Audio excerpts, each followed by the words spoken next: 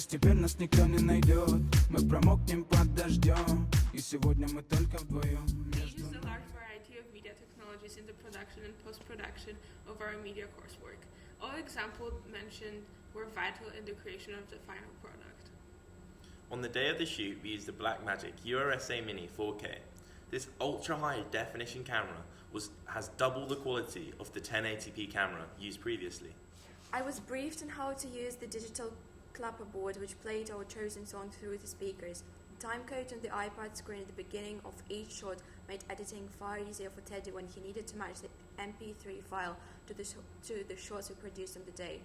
A short drum beat followed a snare gave a cut down for the artist and crew to get ready before the lip sync began. We set up a Canon 5D on a tripod throughout the shoot day to capture time-lapse consisting of a picture every 20 seconds. This documented the shoot day for us in a small amount of time, which was really interesting to see at the end of the day. Manually adjusting the white balance was the next vital step so the colours looked as good as possible before shooting began. Zebra's warnings informed us of areas in the shot that were too bright. I reduced the aperture so only the artist's straitjacket was displaying zebras, as this was the point of focus against the padded walls. Using Premiere Pro in post-production, I fixed these overexposed areas. We used a composition app on an iPhone to make sure the shots were correctly composed. This saved time when it came to moving the bigger camera into position. The first shots of the artist's lip syncing required an 85mm fixed lens to get up and close to capture his facial expressions. When we needed to capture more of the room, we used a 25mm for a mid shot, which really set the location of the shoot. We set up a TV to display our camera's footage live for the rest of the team to see. This was incredibly helpful when I had to use the jib to pan up the hanging man's body. It is impossible to look into the camera's viewfinder whilst attached to the rig, so the TV worked great for both me and the teammate on the back. This also helped Gabby work out how fast to push the dolly whilst I filmed and moved the camera. YouTube enabled us to research existing real media texts, most importantly music videos. We took conventional themes that inspired us, and when it came to planning our video, it helped us to know what conventions were still needed.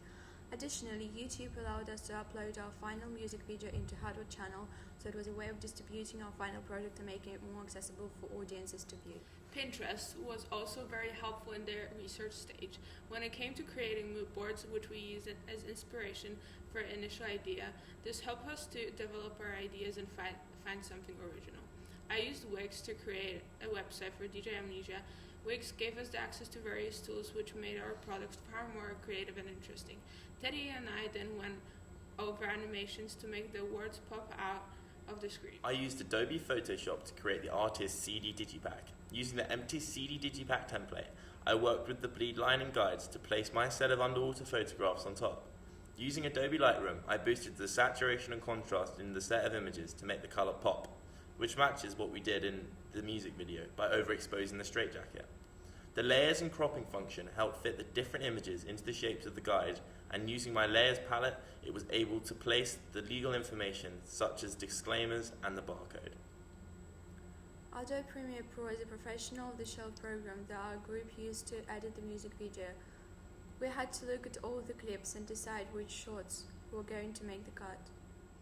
We needed all the clips to be in the preferred order, and we also didn't want to keep clicking on the same clips over and over again, so we decided to name all of them after the types of shot they were, which made the whole editing process much easier for Teddy later down the line once he finished the performance cut. After naming all the clips, we had to remove the audio, and I began moulding this large set of clips into a fluent video. Using the blade tool, I cut out all of the segments and different shots and continued to pair them up with other clips. Using the zoom tool on the timeline enabled me to cut to the individual sounds and beats to adhere to the conventional way of cutting a music video.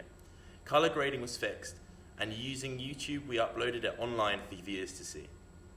Мы промокнем под дождем. И сегодня мы только вдвоем. Между нами